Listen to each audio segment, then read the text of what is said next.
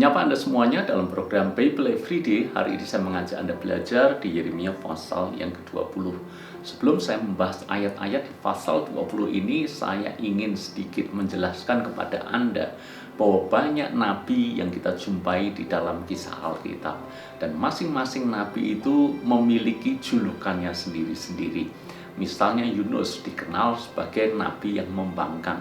Kenapa? Karena dia menerima panggilan Tuhan untuk pergi ke Niniwe, tapi dia justru melarikan diri ke Tarsis. Ada juga Nabi Yesaya. Nabi ini dikenal sebagai nabi pemberi penghiburan, karena memang pada waktu itu bangsa Israel sedang di dalam masa kesesakan, dan Nabi Yesaya diutus Tuhan untuk memberikan penghiburan kepada umat Tuhan.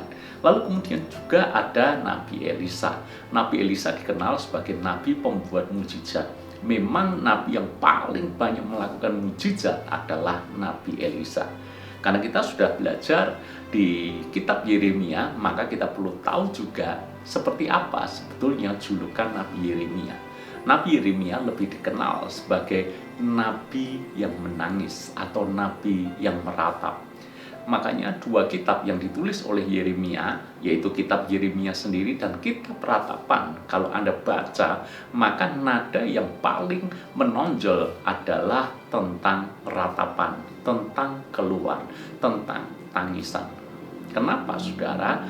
Karena memang pada waktu itu bangsa Israel jauh menyimpang daripada jalan Tuhan, berpaling dari Tuhan dan meninggalkan Tuhan.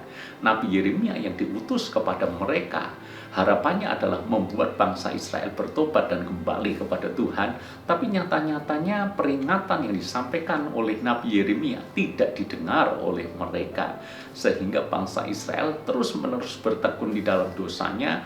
Puncaknya adalah ketika Tuhan mengizinkan bangsa asing mengalahkan Israel dan menawan mereka. Lalu kemudian di pasal yang ke-20 ini kita melihat keluhan seorang nabi Yeremia. Tidak hanya menangis, tidak hanya meratap, tapi bahkan dia mengeluhkan. Dia merasa bahwa panggilan hidupnya adalah sesuatu yang sangat berat untuk dijalani.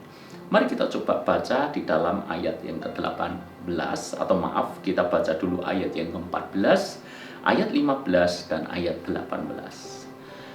Terkutuklah hari ketika aku dilahirkan, biarlah jangan diberkati. Hari ketika ibuku melahirkan aku. Terkutuklah orang yang membawa kabar kepada bapakku dengan mengatakan, seorang anak laki-laki telah dilahirkan bagimu, yang membuat dia bersukacita dengan sangat. Ayat 18. Mengapa gerangan aku keluar dari kandungan, melihat kesusahan dan kedukaan, sehingga hari-hariku habis berlalu dalam malu. Karena ini merupakan kitab puisi, jadi Anda dan saya perlu memahami ini juga menurut kacamata puisi. Jadi saudara-saudara, bahwa kita juga perlu menyadari bahwa sesungguhnya apa yang ditulis oleh Yeremia ini bukan bermaksud bahwa dia hendak mengutuki dirinya sendiri. Tetapi ini lebih kepada sebuah gambaran bahwa apa yang dijalani oleh Yeremia adalah sesuatu yang sangat berat. Sampai-sampai kalau dia bisa memilih, maka dia memilih untuk tidak menerima panggilan itu. Namun kita mengerti pada akhirnya Yeremia toh sangat setia dan konsisten dengan panggilan Tuhan di dalam hidupnya. Sekalipun sangat berat, sekalipun dia harus meratap, sekalipun dia harus menangis, bahkan kalaupun bisa memilih, Yeremia akan memilih untuk menerima panggilan yang lain. Tapi walau demikian, Yeremia menyelesaikan dengan sangat baik. Apa yang kita bisa pelajari dari kisah ini? Kita harus memahami bahwa sesungguhnya sebagai orang percaya, sebagai orang yang menerima panggilan Tuhan, kadangkala tidak segala sesuatunya berjalan seperti yang kita harapkan dan kita inginkan. Kadangkala kita menginginkan hal yang nyaman, hal yang enak, hal yang mudah. Tapi sebaliknya inilah yang terjadi. Tuhan mengizinkan masalah, Tuhan mengizinkan penderitaan, Tuhan mengizinkan tantangan terjadi dalam kehidupan kita. Maka belajar dari Yeremia adalah belajar menerima semuanya itu dengan rasa syukur dan berserah penuh dengan Tuhan. Kita percaya bahwa apapun yang Tuhan izinkan terjadi adalah baik adanya bagi kita semuanya. Yang terpenting sesungguhnya bukanlah apakah kita mengalami masalah atau tidak, apakah kita mengalami penderitaan atau kenyamanan. Yang terpenting adalah apakah kita hidup di dalam rencana Tuhan.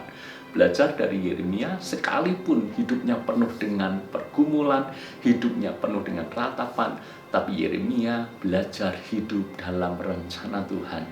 Dia menyelesaikan panggilan Tuhan dengan sangat sempurna. Itu yang kita bisa pelajari dari sosok Yeremia. Hidup memang tidak mudah, tapi mari kita selesaikan kehidupan kita dengan baik. Seperti halnya Rasul Paulus berkata, aku telah mengakhiri pertandingan yang baik. Mari kita bermain cantik, mari kita mengakhiri dengan baik. Itu adalah kehendak Tuhan buat kita semuanya. Karena itu saya berdoa buat Anda semuanya, apapun pergumulan yang Anda hadapi hari ini, mari kita meyakini bahwa rencana Tuhan tetap yang terbaik bagi kita.